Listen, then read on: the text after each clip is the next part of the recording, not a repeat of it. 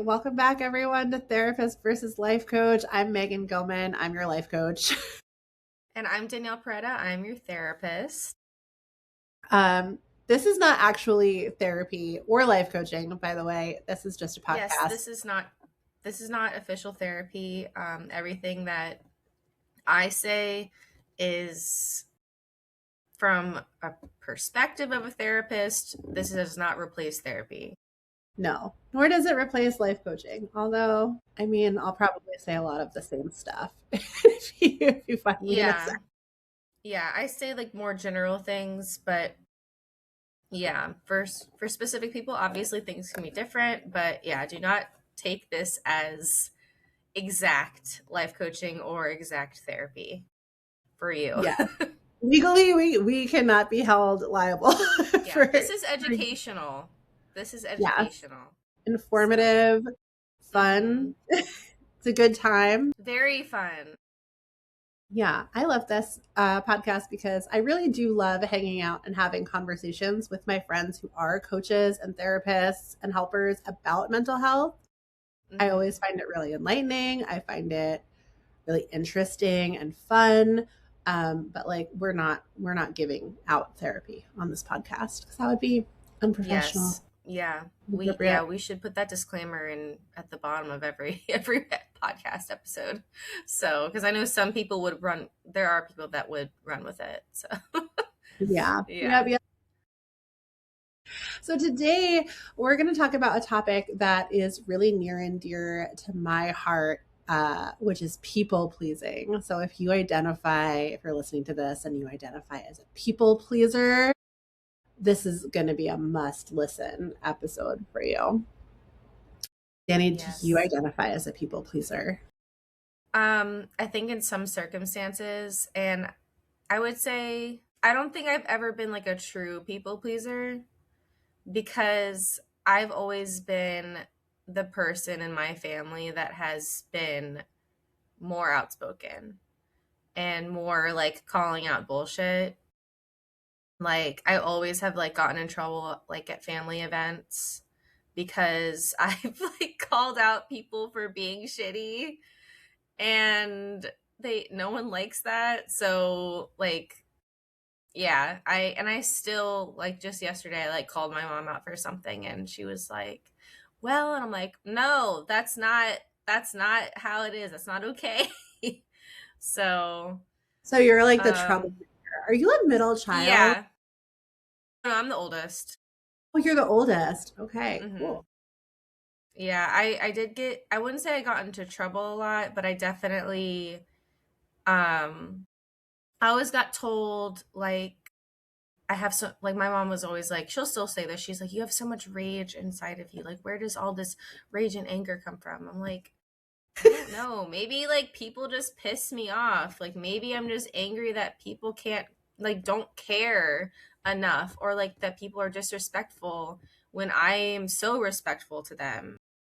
Like, I'm like, it's do unto others as you would like want do like onto you from like church.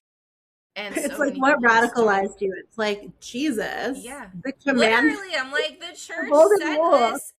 I decided to follow it and everyone else isn't. Like, what? It's not a big concept. So, I mean, I've literally been called a bitch by my aunt and grandma. Like, they don't know that I heard them. So jealous. I love that for you. Yeah, they don't know that I heard them because they were coming off of an elevator and I was like hiding. And this was like in my early 20s and I heard them. And I was like, well, that's something. They said that. So yeah, I have to live with that. Honestly, looking back, so I identify as a recovering people pleaser. I like kind of clocked that I was doing a lot of people pleasing. Thank you. I will take a bow. But I started realizing later-ish in my life that I was doing a lot of people pleasing subconsciously. I wouldn't have identified as a people pleaser when I was. I was just like, oh no, I'm just a good person. Yeah.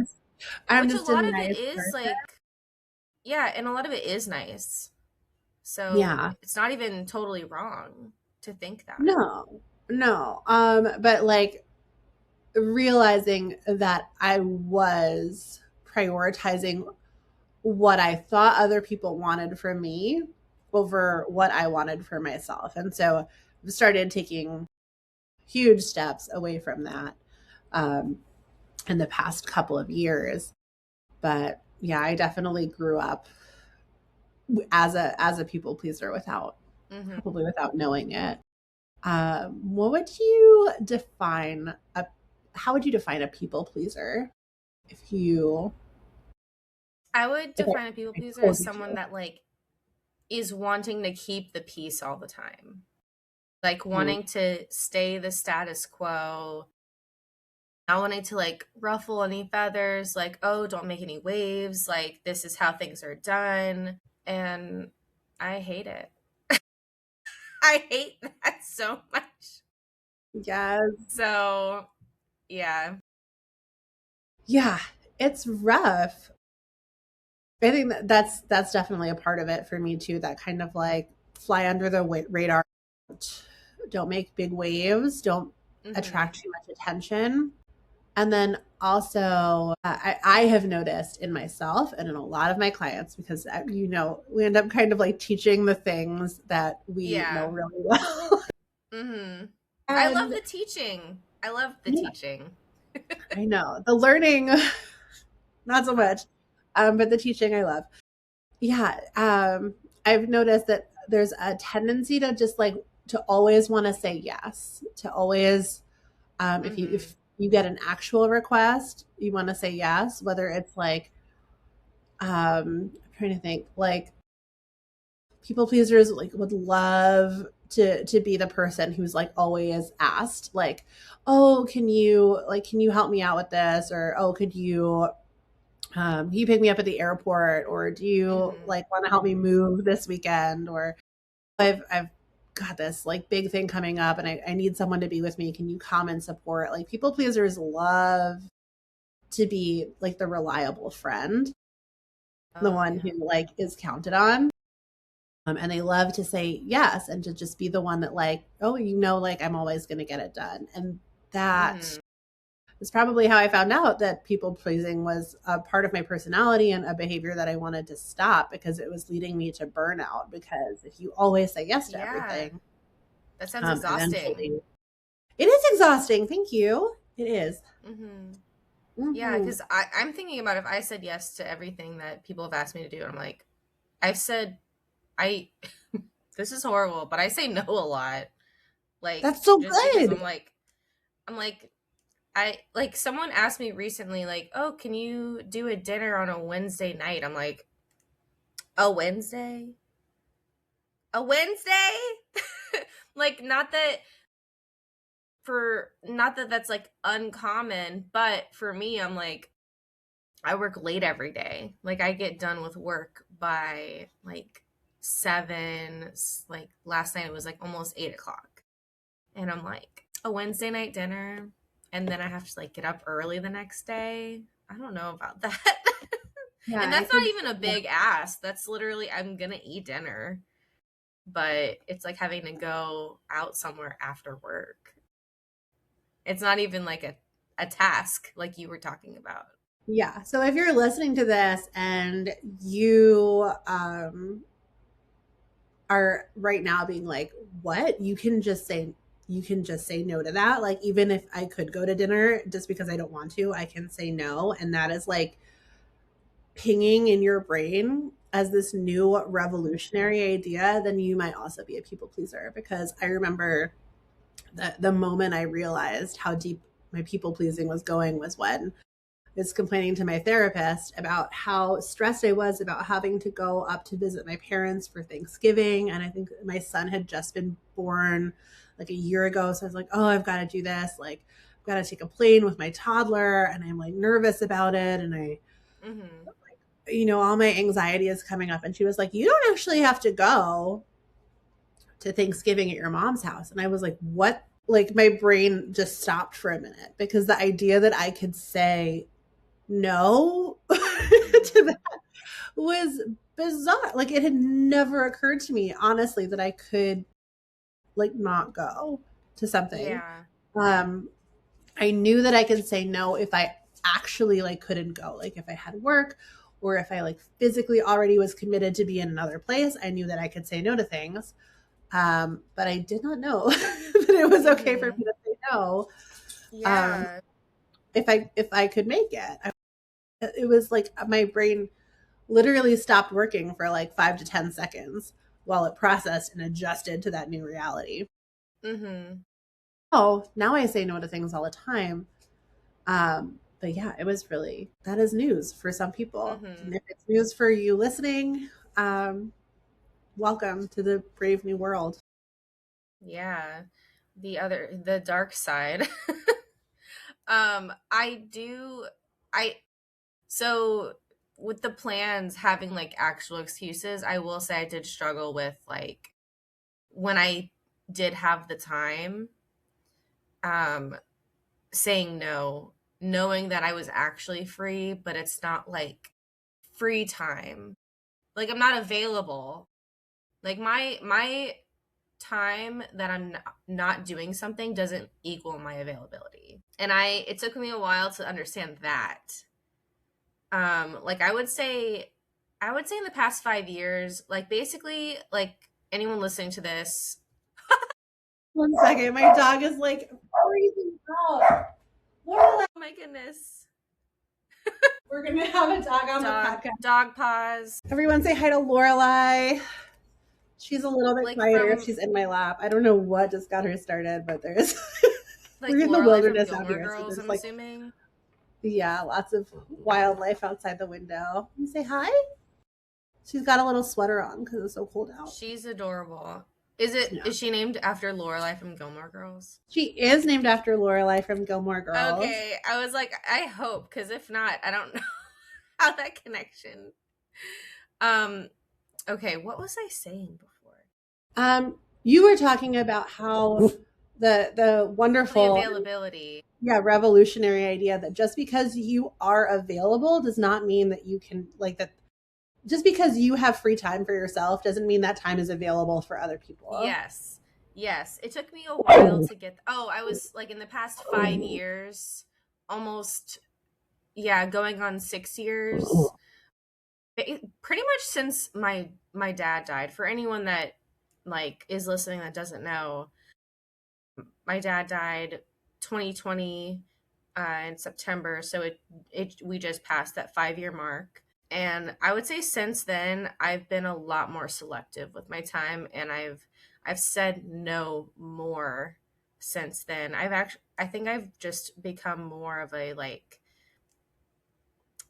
does this really serve me? Does this matter?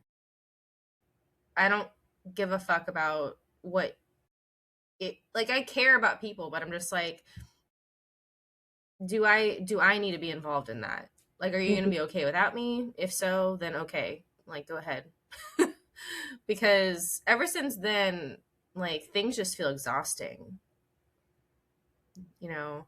So, I think that's when I really started turning over that leaf of like I don't have to give people my time every time I have availability. Like that's not just time I can give to them like because it's there. Yeah, that is a very powerful lesson that I also wish I had learned a lot earlier. I Um, mean, I learned it in a hard extreme way. way. So I'm glad you haven't had to deal with that. Yeah, I In a mean way, I'm glad that like you have not lost. that's true. It is not. Yeah. It has taken me maybe longer to learn that lesson, but that's because I like, yeah, I haven't gone through a specific issue with it, Mhm. and that's good. I think that's one of the things that a lot of my clients, if you're hiring a life coach, you're normally not like in the headspace of, wow, everything in my life is awesome and everything's working so well and Yeah. I'm so happy. Like you normally hire a life coach because either something is really blocking you and you can't figure out your way out of it, or more often you've got this kind of like vague sensation that like you should be happier, but it's not, like something is off. And for a lot of people who hire me, the kind of like crisis that they're in is exhaustion, burnout, time management, because they are treating their free time as if, okay, this is time that I can give to other people. Mm-hmm. And that's something that, I mean, like, it's really like it will exhaust you. And it's hard to make that shift, I think, for people Mm-hmm. if you are if you have strong people pleasing tendencies, because I would say people pleasing for me is a combination of two thoughts, one of which is true and one of which is completely false. The first one is, I am safer if people like me. I think that's a true thought. Like, we're social Yeah. creatures, we're probably safer if people like you and think well of you. The second thought, which is not true, is I can control how other people feel about me, Yeah. right? And so that when you put those two together and someone believes both those thoughts, even though one of them is not true at all, you get a people pleaser who's trying to act in a way that they truly believe will make it more likely that other people like them, care about them, um, and won't reject them, and will keep them safe. And so when you start saying no to things that you could say yes to, it can be really uncomfortable as a people pleaser because it feels really unsafe. It feels like people are going to be mad at you. People are going to maybe dislike you. People are going to think you're a bad person. Yeah. And it can be really hard for people pleasers to let go of that kind of sense of, even if it's false, that sense of control over how you're perceived by other people. Yeah. No, I completely agree. Um, and I have talked to acquaintances and friends that like they are so comfortable or so uncomfortable with not knowing if people like them. Like they get really like really stressed out if something happens and they're like, "Oh my god, I don't like did I offend them?" And they just ruminate on it for hours and hours and hours. Days too. I mean, Yeah. you'll it's almost like a meme where you're like laying in bed at night and you just like imagine the one thing you said in like eighth grade Yes. that maybe I got did risky that. wrong. I will say I did it a lot in high school and college for sure. Yeah. Because I mean that's all about like having a social group, you know.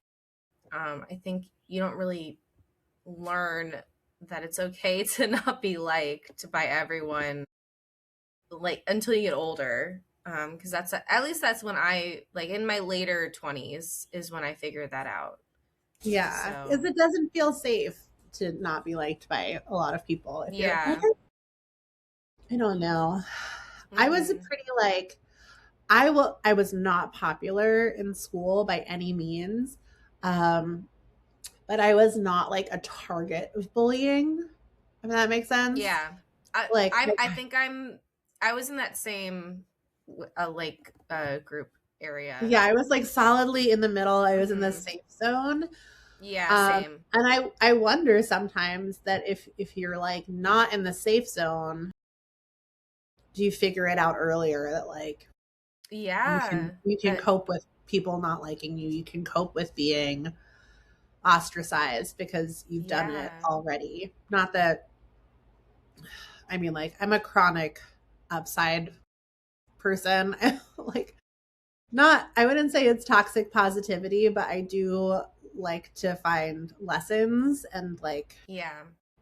I don't know, character development, I guess you could say, I in think it's different challenges. toxic So positive. Yeah, I don't think it's toxic positivity as much as like it is a good question because it could be true and like, yeah, it is a plus, but like, I mean, obviously bullying is never good. Um um but I do like that outlook though. And fun fact, I was not bullied in high school or any other grade, but I was in college. Because Really? I was on my freshman year.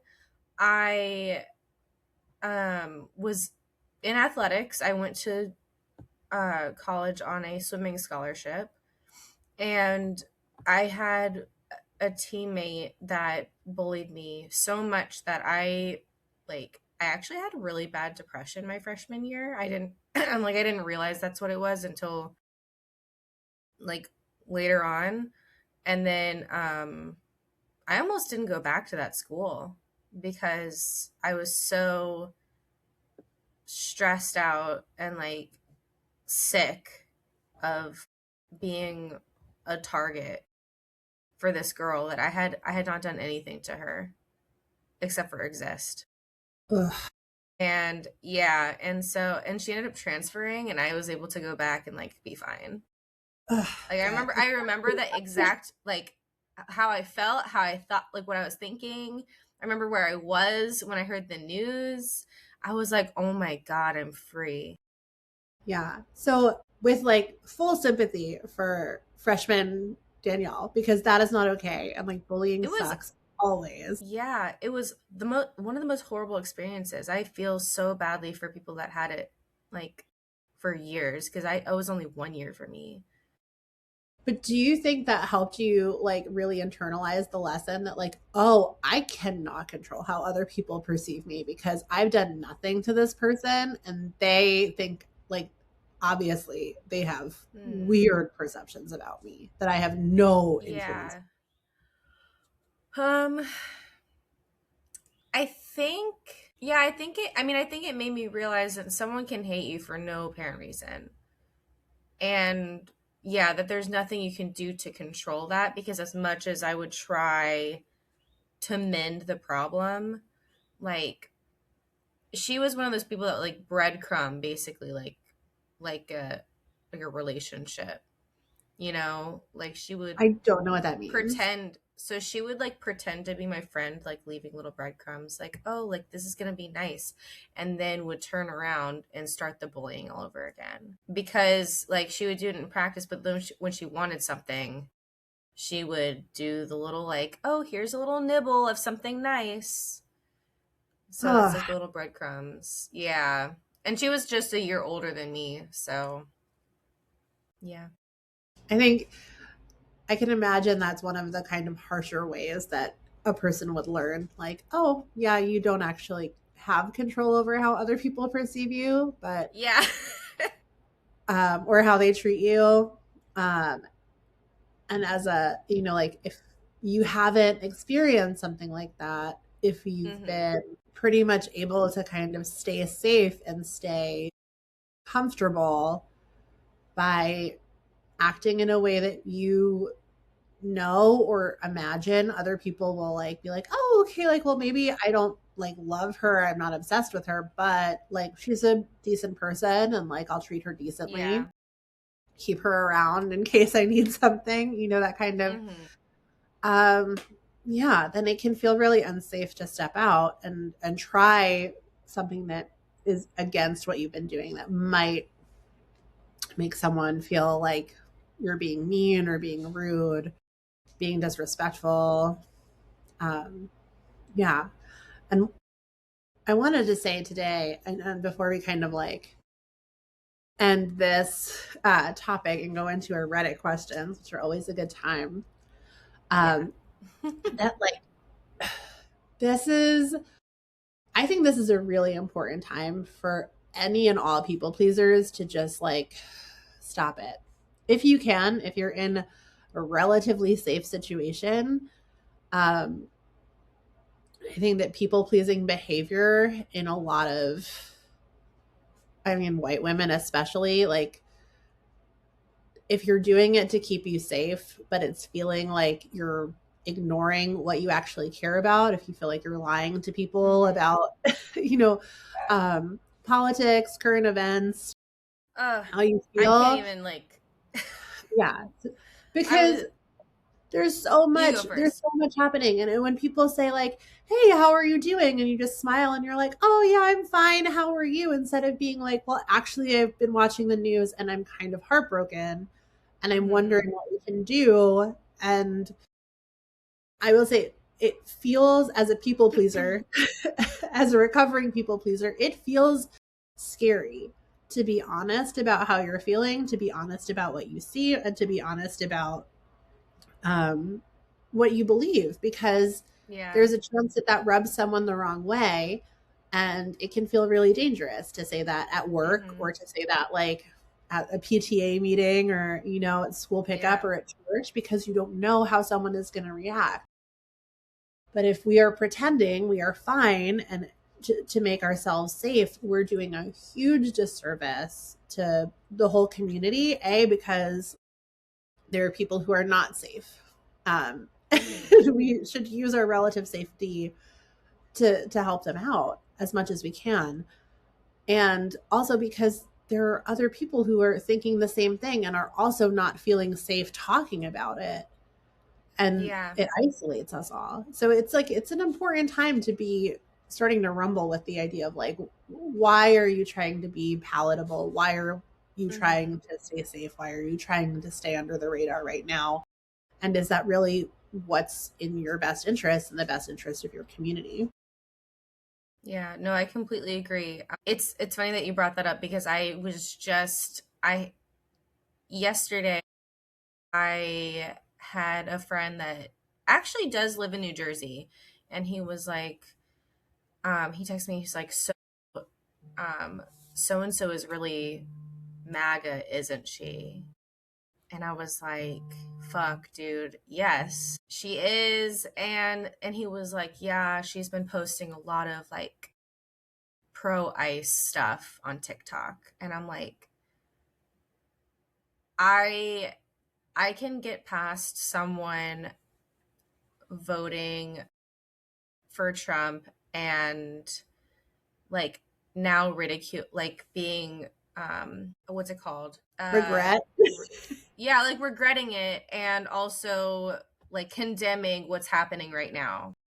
Yeah. But to be full on, and she's like the picture perfect like little blonde white girl, and I'm like, you're too old to not see that you are part of the problem. And I was texting another friend about it, and I know that that friend like might listen to this, but it irked me that they were like, well, I'm just trying to not be involved, and Yeah. I'm keeping my distance because it's really heavy. And I was genuinely ticked off. I was like, I that sat with me all day yesterday. I felt like I could not calm down from how irked I was from hearing that, because I like my boyfriend is Mexican. His whole family's from Mexico. His mom has been trying to get her citizenship for 30 years. 30 years. That's crazy. 30 fucking years. And they're terrified. And I have people that call themselves my friends that are would be okay with them taking them away or like something happening. I don't know. I'm just and I'm also Latina. I'm Hispanic. Like I'm Cuban, and that's like a whole like different thing about like different Hispanic groups. And Yeah. like I don't want to get into that, but like my dad did immigrate here too. Like I if he was here, he would also be a target. Like just because we present very white, like that's not saving anyone anymore. No. Everyone is a target right now. Like we've seen it in Minnesota. Like Yeah. yeah. And I think that's one of the reasons that this is an important topic for me now, is because Yeah, like 5 years ago, people pleasing is not great. We all know it's not great. We all know we need better boundaries. We Mm-hmm. all know we need to stand up for ourselves. We need to see our Yeah. value, and not be pushovers. But up until like the last couple of years, well, that's not true. That's minimizing the experiences of, of people over like hundreds of years. But Mm-hmm. I have seen it in my clients mostly as like, oh, this is something that you will suffer from. If you're people pleasing, you're going to experience burnout. You're going to feel exhausted. You're going to feel, you're going to feel overwhelmed all the time. And now it's like, okay, we're seeing in real time the societal consequences Yeah. of us prioritizing keeping the peace and making other people feel Mm-hmm. comfortable with us over speaking our truth, Yeah. over having hard conversations, over, talking, like calling our friends out on their bullshit and bigotry. Mm-hmm. And if we don't start practicing those skills now, then we're lost. Like it's really like it's bigger than us now. It's bigger It than just is. your burnout and you're overwhelmed. But Yeah. also, if you're burnt out and you're overwhelmed and you're exhausted, then like you can't step up and do the work that we need to be doing right now. Mm-hmm. Yeah. No, I completely agree. Yeah, yeah. If you are burnt out, that is a problem to be able to like help yourself and help others. Yeah. Um, but I have so much more to say on that topic. But why don't we can cap it at that? Um, and we We'll can circle finish back to off that with next week. circle back to that. We have, I wouldn't say a palate cleanser, but a palate cleanser from people pleasing and how society is stressful right now. Mhm. And on to something that is very juicy.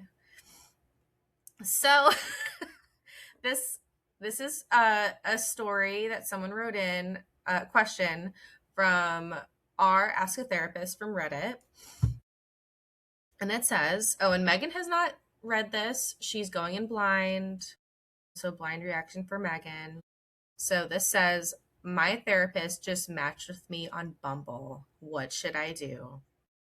I Go for okay. it. Okay. So it says, so I've 40 male, been seeing a clinical psychologist, 35 female for the last 6 months, and we've done some really good work together.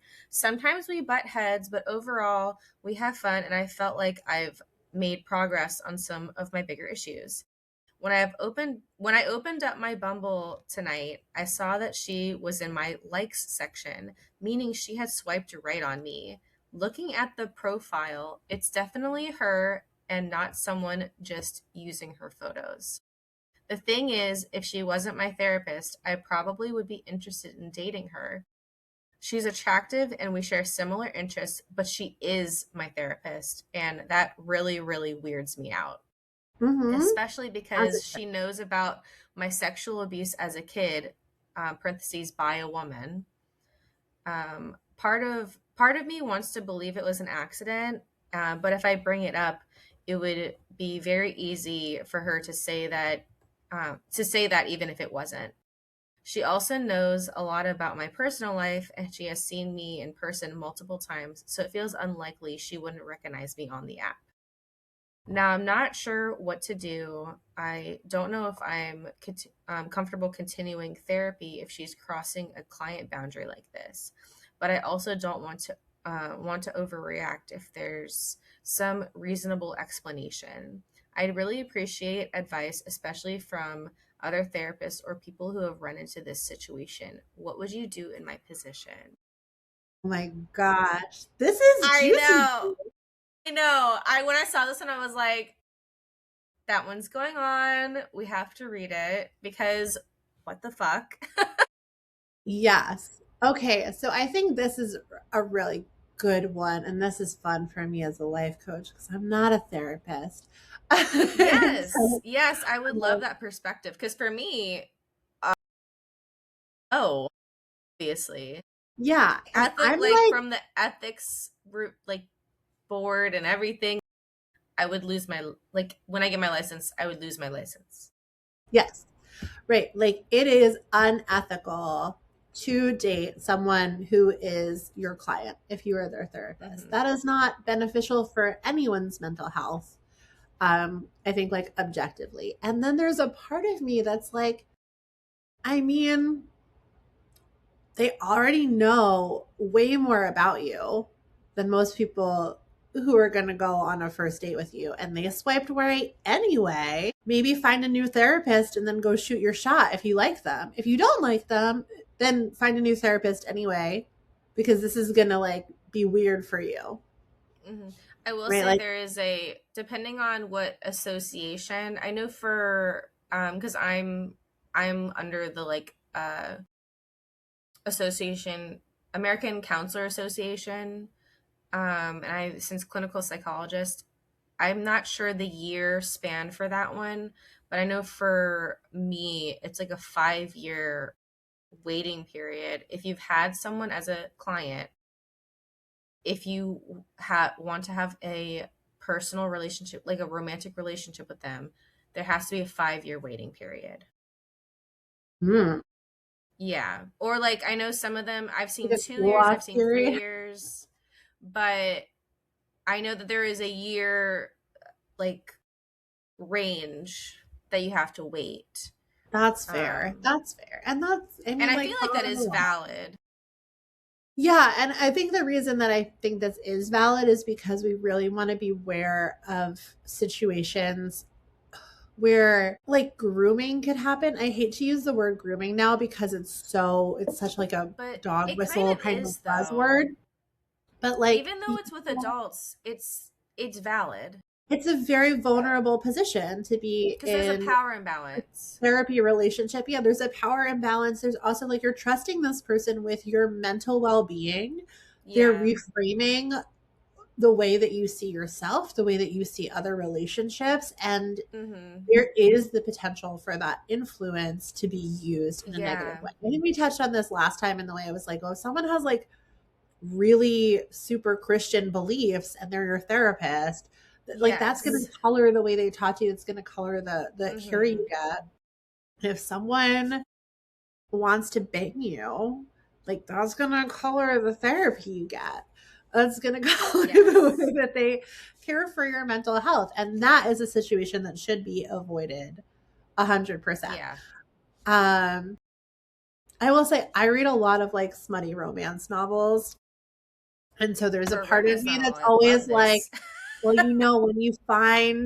when you find your person, Mhm. sometimes you bend the rules, but also like I would say, I don't know. If this was me, honestly, I always choose female therapists for this reason. I know that there's therapy tends to be like a little bit unbalanced now, mental health. I feel like I see a lot more female therapists than male therapists, but I am going to It's choose a definitely female therapist imbalanced. because that's important to me. Um, Mhm. if you would not like this situation to happen, ever, then I would say like find a new therapist who's a dude who you're not going to match with, um, Yeah. or Who you know is like, who you know who, is like straight or like not wouldn't be interested. I yeah, guess cuz or who at you never least you know. wouldn't be interested in, Or right? Like, or that, yeah.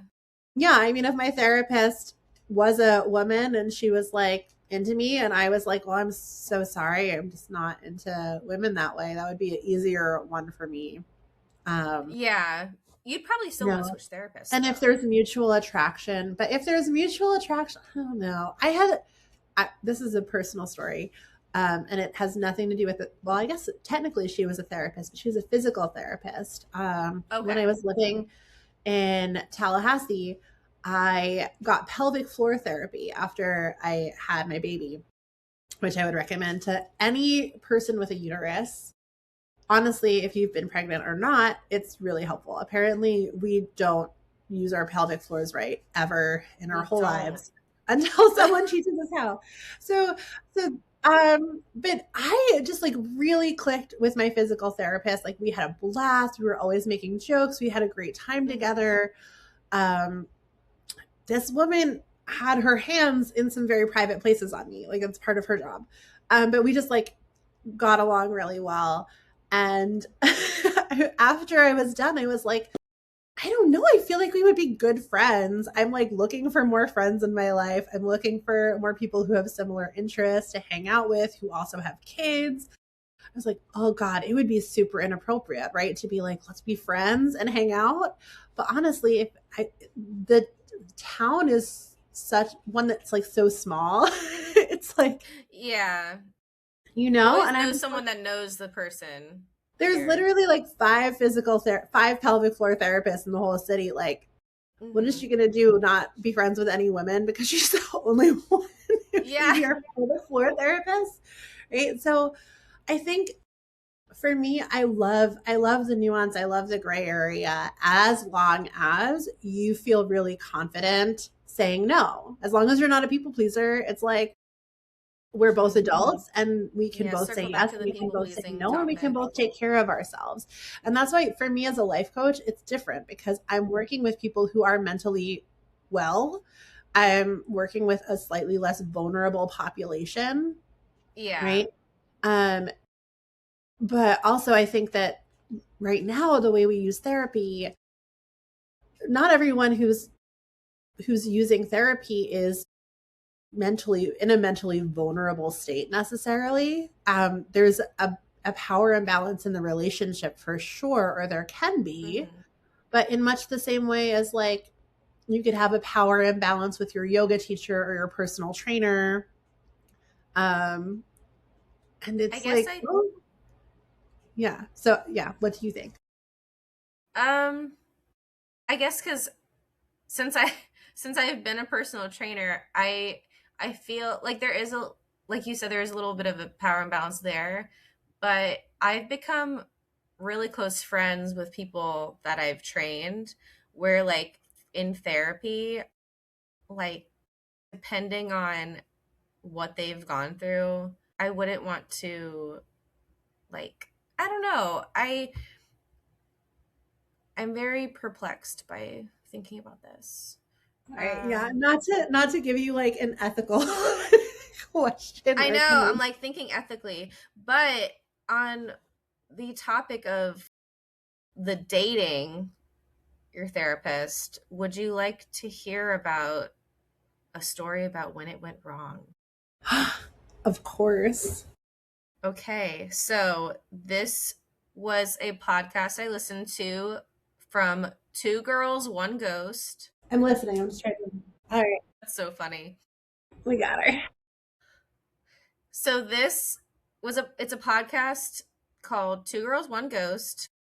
I listen to them a lot, and this one was about just a twisted story of a therapist that married, like a person that married their therapist. Yes. And that is not uncommon. Like, there's a reason Well, that these laws and restrictions, like, there's a reason that these ethical guidelines exist. mhm.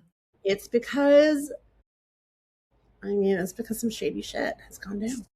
Exactly. Yeah. So this therapist was 40 at the time of meeting his future wife, who was 15. Yes, at the time. And yes, so they did not have a like sexual relationship at first, but um it was like 10 years later, after her mom had like made her stop going to therapy and seeing him, when she noticed the like boundary crossing. But none of the adults in the scenario ever reported anything. So, which I was like, I was very alarmed by that. Yeah, that's the But people pleasing behavior. Oh, let's not make a yes, big deal about it. Let's just like yes. quietly scooch away and And eventually her name is Susan Polk, is eventually Susan Polk, because she was in an abusive marriage. Her therapist husband wanted to like have her committed, kept using her mental health against her. She eventually snapped and shot him. yeah, murder is And wrong. that was But murder is wrong. Murder is wrong. And that was obviously like decades later. But yeah, so Yeah, if you want to listen more about that story about Susan Polk, it is on the podcast Two Girls, One Ghost. And it was awesome because it's a lot for me to get into. But they go through it, and the episode is like an hour. So it's like a solid listen. So that I'm going to sounds plug really that. good. So if you're listening to this and you're like, I don't know, Megan says could be okay, Danny says definitely not okay, just be aware that like Danny's story is an actual factual case of something going wrong here, and all I have to go on is fictional smutty romance novels, which I And think we I can all love, agree, but they like turn a lot of red flags green in smutty oh, yeah. romance novels that like in real life would send me running for several hills. I think about that every time I watch something in Bridgerton. I'm like, do I like it just because it's in Bridgerton? Or would I actually like that in real life? So, Yeah, right. So yeah, maybe don't take advice based on smutty romance novels. And yeah, I mean everything's got gray, but you got to know, you've got to be really self-confident, self-actualized to hold your ground if you're going to enter into a relationship with a power imbalance. Does that make yeah. sense? Yeah. And to answer the guy's question about what he should do about it, I New think therapist. I do. Yeah. I think new therapist, I don't even think he has to confront it. He could just end the therapist client relationship. Hmm. Um, he doesn't And then see even, what happens. yeah. And then if is like, why, like, just be like, he could tell her the truth. You can tell her the truth and see what she says. Or like, you say, I just felt like I needed to go in a different direction. Just like a job interview. Like, Yeah, the company has to go in a different direction, you gotta switch know? it up. He has to do what's Um, best for himself, and obviously he feels uncomfortable having that woman as a therapist now. yeah. I mean, So, as one would, whether you think she's cute or not, like that's always going to exactly. be a little uncomfortable for you. So go ahead and find a new Mhm. therapist, and then let what's meant to happen in your Yeah. romantic life. Mhm. But yeah, Exactly. That so was a therapy fun is one. not a great way to meet people in a No. in like romance. No. No, no, no, no, no. Too many factors going everywhere. Yeah, just not the So, best way. Like join a running club. yes. Maybe Oh my like, god, I love seeing people run. I don't want to run, but I like watching the run club. Like when I yeah, go to the it's park. cute. Or like a So, volleyball team or something. There are so many other ways. Trivia okay, yeah, nights. volleyball is fun too. Like honestly go out. I think that's one of the problems. People are only going out of the house for like work, therapy, and that's it. Actually, yeah. Like go out for fun. Literally. Go on a walk, but Join a walk book somewhere where club. there's people. Yeah. Yeah. So, And because do I things that know, women are doing, right? It's easy to meet a woman in therapy because most of the therapists right now are women. hmm Um, like go somewhere where women are. Join a book club, join a knitting club, join a local choir or theater group. yeah, You're like coffee shops.